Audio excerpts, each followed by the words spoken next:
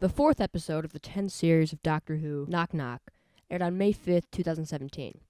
Over 3 years later, it is considered to be nowhere near as good as the best episodes of the show by most fans. But is this episode better than it's given credit for?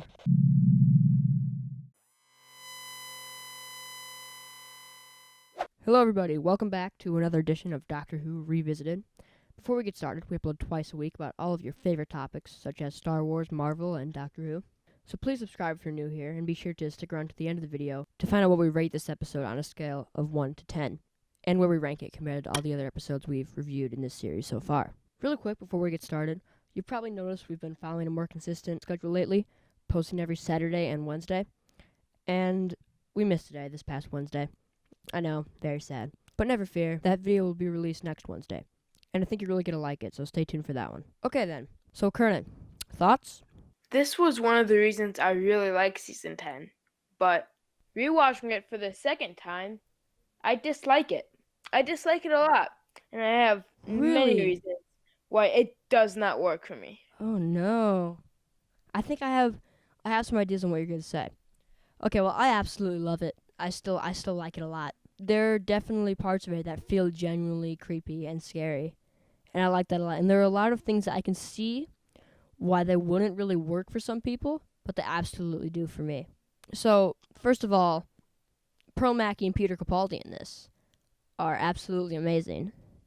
This is when you really start to get to see their chemistry together, and it's so good. I mean, Peter See, Capaldi in this it's the perfect balance of the really serious stuff he was in Series 8 and the more, funny, I guess, version of him that you saw in Series 9.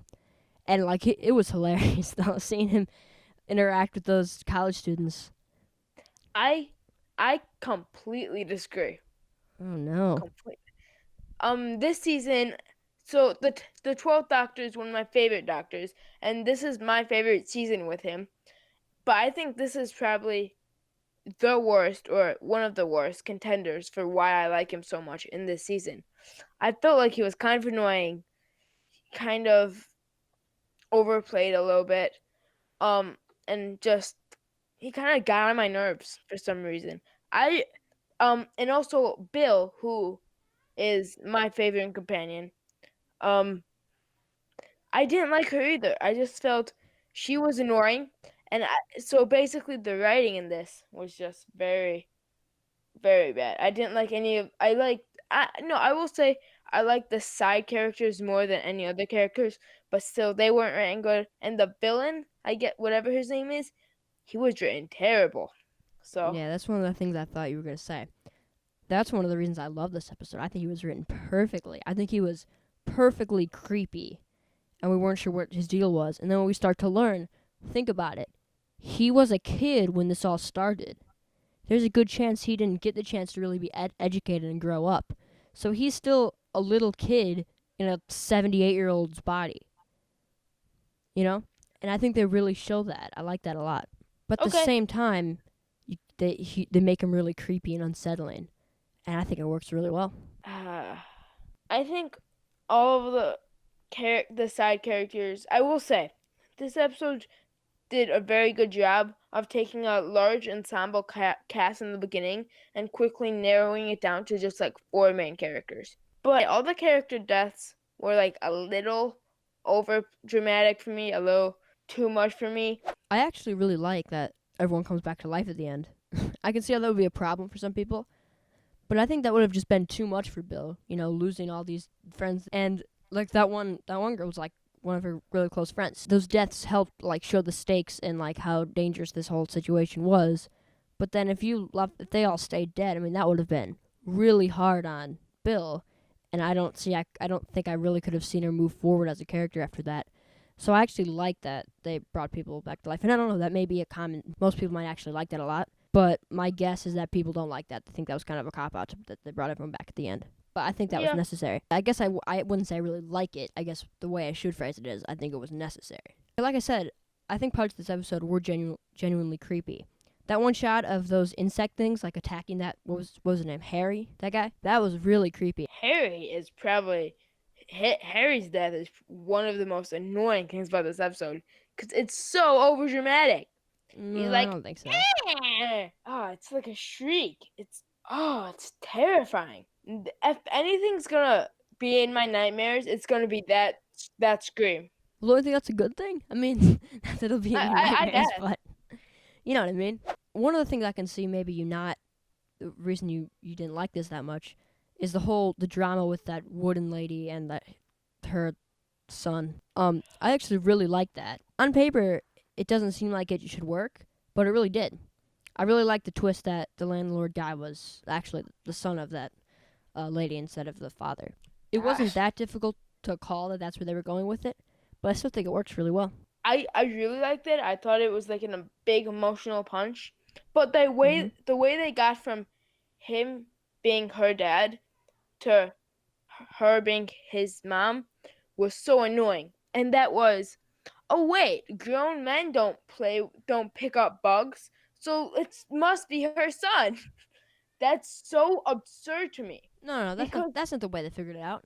They figured out well that the lady stayed. She didn't age. She's still alive because she was wooden. She was made with these bugs. But that guy isn't wooden. He's the person.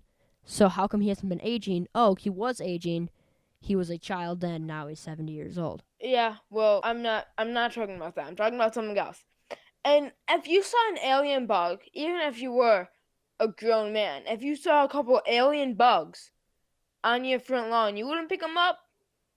Tell me you wouldn't. Tell Well, me you wouldn't pick them if up. you were 8 years old, you might. Plus, there was no reason for him to think that they were alien. What do they look like to you? You think they're caterpillars? Shame. Have shame. Okay, so I think this is when you think about all the tropes of a horror movie, this is about as close Doctor Who gets to doing that. You have a bunch of college kids in a creepy house, and then they start getting picked off one by one. You know, this is probably the closest Doctor Who's gotten to a conventional horror movie. They've had scarier episodes, but this is probably the closest it's gotten to like just like a stereotypical horror movie. Yeah, but at the same time, I think it does a good job of keeping it lighthearted and kind of Yeah, silly and quirky at the same and it time. goes back to what they did with the Doctor. I think that was really cool. I think it was hilarious, and it kept a good balance. Yeah. Speaking of horror movies, I think this was kind of paced like a movie in a way. Um, and I think normally in Doctor Who that occasionally happens, and I don't think it works.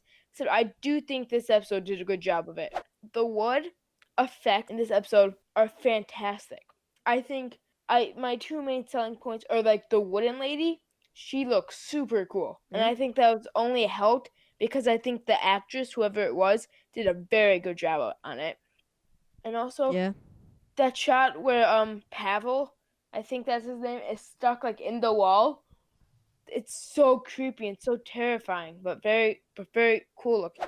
Um the vault scene at the end is so great. It's so cool. I love it. Well, I mean, there's a lot of that in the first half of Series 10. Just Yeah, little but glimpses at it. I like what we got in this episode. It was like I like how 12th Doctor was being like sympathetic towards Missy, which who didn't know at the time was Missy. It's Yeah. just one of those things that just works for me. On my notes, I just have not a good story. I think it just doesn't work for me personally because I know you and a lot of other people do really like this episode. Okay, then. This is. I'm interested to see what you do here. We gotta rate it out of 10 now. I'm gonna do something I never thought I would do. And I'm going to put Knock Knock in last place. I'm going to give it a 6 out of 10. It's going below A Sign with the Daleks and Dinosaurs on a Spaceship. Yeah. Yeah, I just don't think it works as an episode. I feel like 8 out of 10 is right for this one. And I feel like we may have been. I think we kind of have a tendency to give things higher ratings. Like, our whole scale is kind of like shifted upward a little bit. Yeah. Like, we will rarely go down to, like, anywhere past like 4 or 3. Like we'll probably it'll be hard for us to ever get down there. It'll take a while. So then in a ranking, even though I really like this is going to go in 5th place. Below Sleep No More? Did not see that coming. Yeah, because Sleep No More I feel like is a better made episode with just better ideas. It's very unique. Yeah. All right, so there you go. There's our thoughts on Knock Knock. So is this a true masterpiece take on the stereotypical horror movie?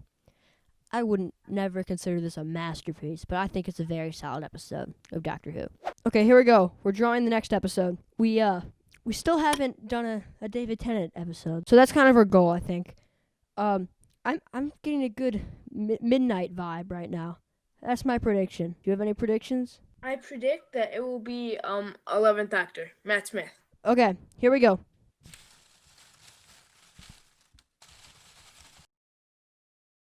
Going with this one. I got it. This is the one. Oh gosh. This is always the worst part. I'm going to look at it now. Oh, wow. It's David Tennant. Yes! And it's a really good one. Oh, One of my midnight. favorite David Tennant episodes. The Girl in the Fireplace. Ooh! Alright. I'm very excited. Outside of maybe the Day of the Doctor, this is probably the most excited I've been to rewatch one of these. Okay then. So hopefully we'll see you back Wednesday for whatever that mysterious video is. And then we'll be back for the Girl in the Fireplace review. Alright, so see you then. Before you go, make sure to check out the playlist over on the left of your screen to get caught up with our Doctor Who Revisited series. That's all for today. We'll see you next time.